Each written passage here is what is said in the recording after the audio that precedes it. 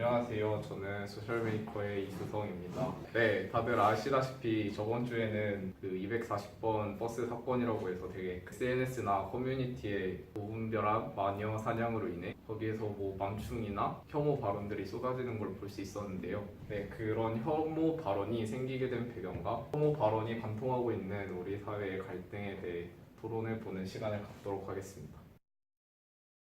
이 맘충이란 말이 일부 몰지각한 사람들 때문에 생겨난 말일까요? 저는 아니라 생각합니다. 왜냐하면 딱 몰지각하다고 칭한 그 사람들이 요구한 것은 이제 우리 아이가 먹을 것을 좀 따로 준비해달라. 그전에는 정에 기대서 제공을 해줬다 이렇게 내용이 써져 있는데 근데 왜 이제는 안 하게 됐을까? 결국에는 그렇습니다. 이 자영업자들 김밥집 하는 사람, 짜장면집 하는 사람 다 임대료 부담 없고 인건비 부담이 없으면 뭐 마음대로 줄 수 있겠죠. 근데 왜 못 주냐? 결국엔 수익을 어떻게든 뽑아내야 되니까. 지금 최저시급 오른다 하고 있고 임대료는 뭐 내릴 기미가 없고 결국 그 자영업자들에게 경제적 여유가 없기 때문이 아닌가.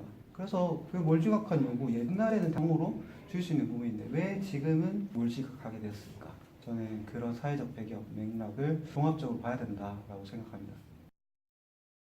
제가 알기로는 식당 입장에서 쓴 글 같은 걸 보면은 아이가 마음대로 뛰어다니는데도 듣지도 않고 그냥 두는 부모들도 있고 심지어는 기저귀 같은 거를 테이블 위에다가 그냥 올려놓고 가는 사람들도 있다고 했거든요. 식당 입장에서는 금전적 의미에서의 손해뿐만 아니라 감정적인 소모도 있다는 것이죠. 그 수익을 올려야 해서 아이를 안 받는 거는 큰 메이저한 이유가 아니라고 생각합니다.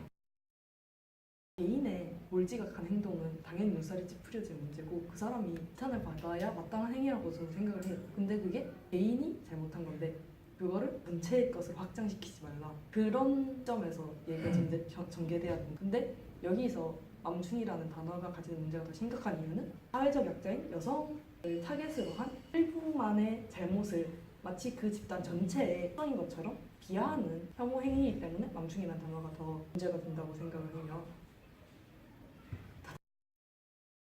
개인의 잘못만 있었다면 동네에서 그 자영업자들만 우리만 노키즈 존을 하겠다 이렇게 했었겠죠. 근데 지금 전국적으로 막 노키즈 존이 이렇게 확산되는 걸 보면은 단지 그 지역에서 있었던 그 사람들의 그 개인적 잘못이 아니라 자영업자들이 공감할 만한 그런 것이 있었다라는 것이 된다는 거죠.